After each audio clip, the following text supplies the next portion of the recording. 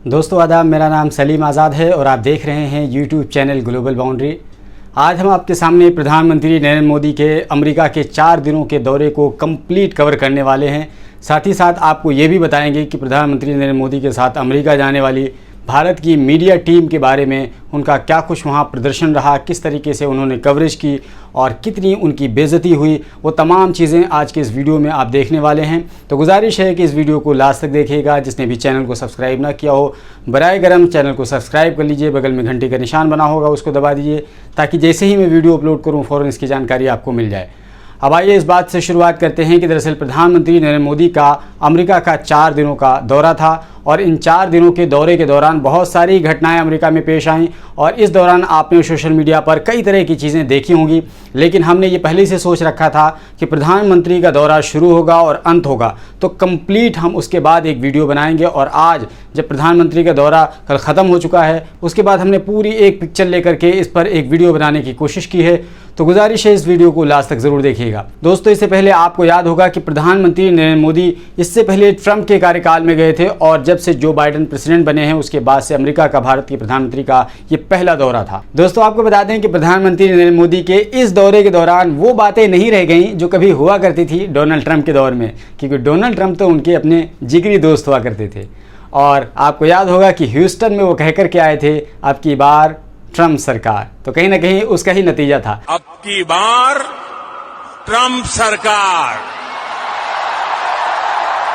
तो आइए आपको प्रधानमंत्री नरेंद्र मोदी के अमेरिका दौरे की कुछ पॉजिटिव कुछ नेगेटिव दोनों तरह की बातें आपको बताते हैं। और प्रधानमंत्री नरेंद्र मोदी के अमेरिका दौरे की चर्चा उसी वक्त से शुरू हो गई थी जब उन्होंने फ्लाइट के अंदर का एक विजुअल साझा किया था कि दरअसल ये देखिए प्रधानमंत्री नरेंद्र मोदी काम कर रहे हैं। जी हाँ, 18 घंटे काम कर रहे हैं। तो जब इतना देखना था तो लोगों से रहा नहीं गया और उसके मुकाबले में उन्होंने डॉक्टर मनमोहन सिंह, प्रधानमंत्री राजीव गांधी और इस जैसे दूसरे प्रधानमंत्रियों के फ़ोटोज़ भी शेयर करना शुरू कर दिए सोशल मीडिया पर और ये दिखाने की कोशिश की कि दरअसल प्रधानमंत्री नरेंद्र मोदी ही पहले ऐसे प्रधानमंत्री नहीं हैं जो समय की अहमियत को समझते हैं, बल्कि इससे पहले भी प्रधानमंत्री जो गुजरे हैं उन्होंने भी इस समय की अहमियत को समझा था। लेकिन चूंकि प्रधानमंत्री नरेंद्र मोदी प्रचार तंत्र में बहुत ज़्यादा विश्वास रखते हैं और इससे पहले जो प्रधानमंत्री हुआ करते थे शायद उतना वो प्रचार तंत्र में विश्वास नहीं रखते थे। यही वजह थी कि वो बातें लोगों तक नहीं पहुंच पाती थी। लेकिन आज प्रधानमंत्री नरेंद्र मोदी अपनी हर पल की जानकारी लोगों को देना मुनासिब समझते हैं। लेकिन जैसे ही सोशल मीडिया पर ये तस्वीर साझा हुई उसके बाद से सोशल मीडिया के धुरंधरों ने ढूंढ कर प्रधानमंत्रियों की कई सारी तस्वीरें आपके सामने ला करके रख दी और ये कहा, ये देखो प्रधानमंत्री मोदी ही काम नहीं करते हैं, इससे पहले भी प्रधानमंत्री काम किया करते थे।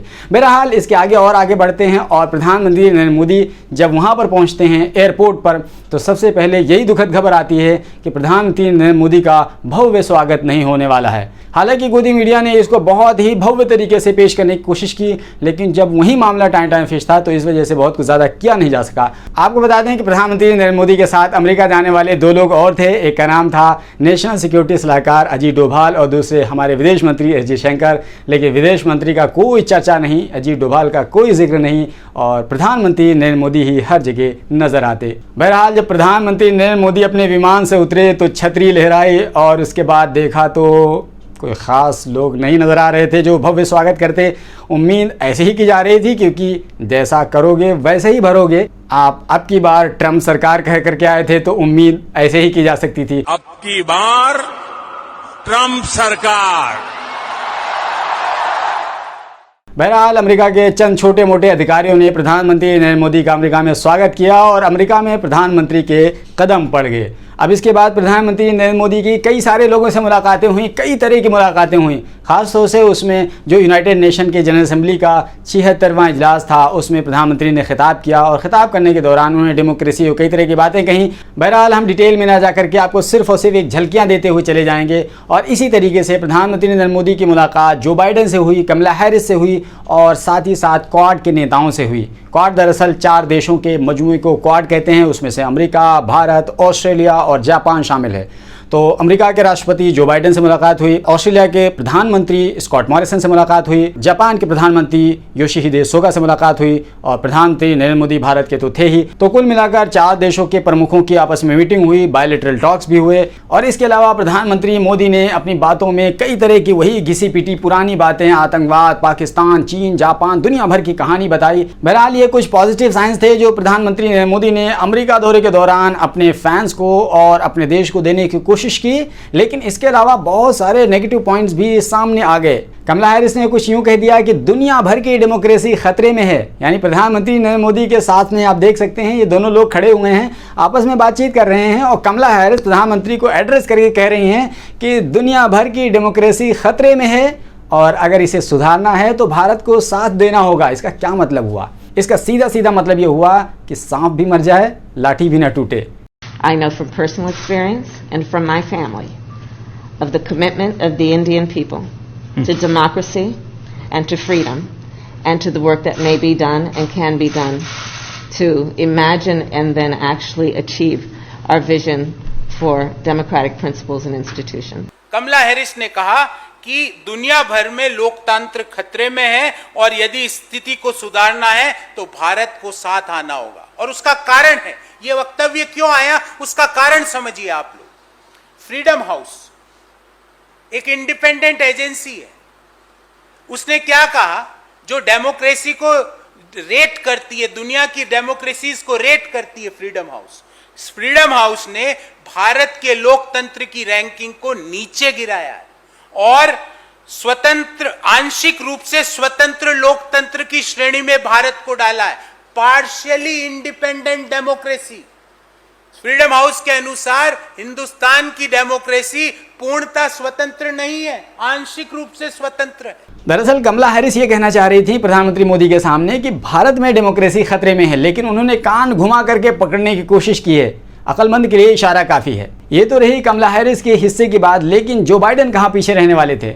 जो बाइडेन ने भारत के प्रधानमंत्री के सामने भारत के महात्मा गांधी के वैल्यूज को याद दिलाया। ये तो ऐसी ही बात हो गई कि हमारी ही डुगडुगी है और हमें ही बजाने के लिए सिखाया जा रहा है।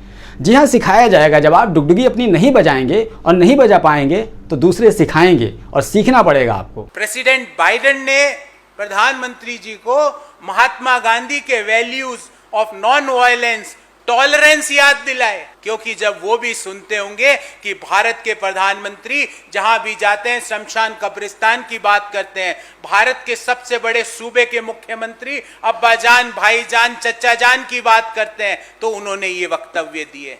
हमारे को महात्मा गांधी के वैल्यूज को सीखना पड़ रहा है। दुनिया के दूसरे देश हमें बता रहे हैं कि values of Mahatma Gandhi is tolerance, non violence, equality. ये तो रही हमारे देश के प्रधानमंत्री नरेंद्र मोदी की बात। अब बारी आती है हमारे देश की गोदी मीडिया की। आपको याद होगा कि सिर्फ और सिर्फ आज तक ही वहां नहीं पहुंचा था।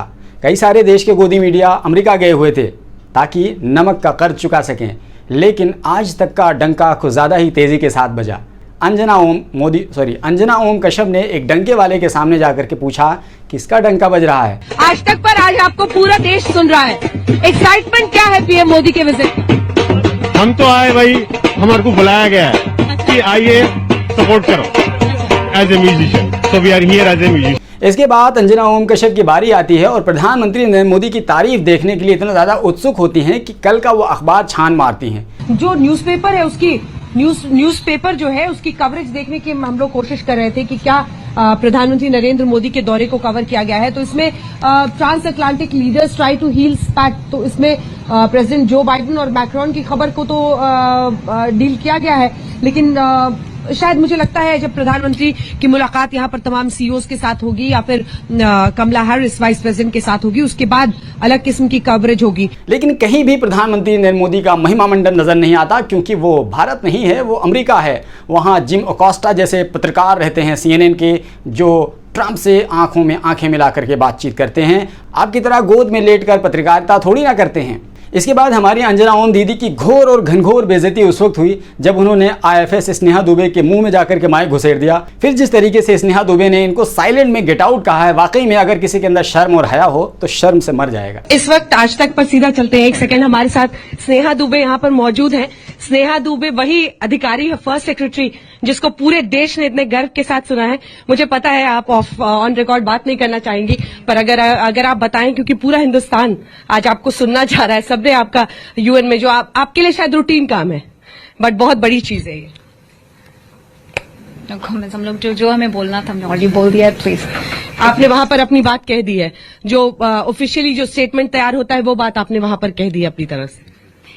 Thank you.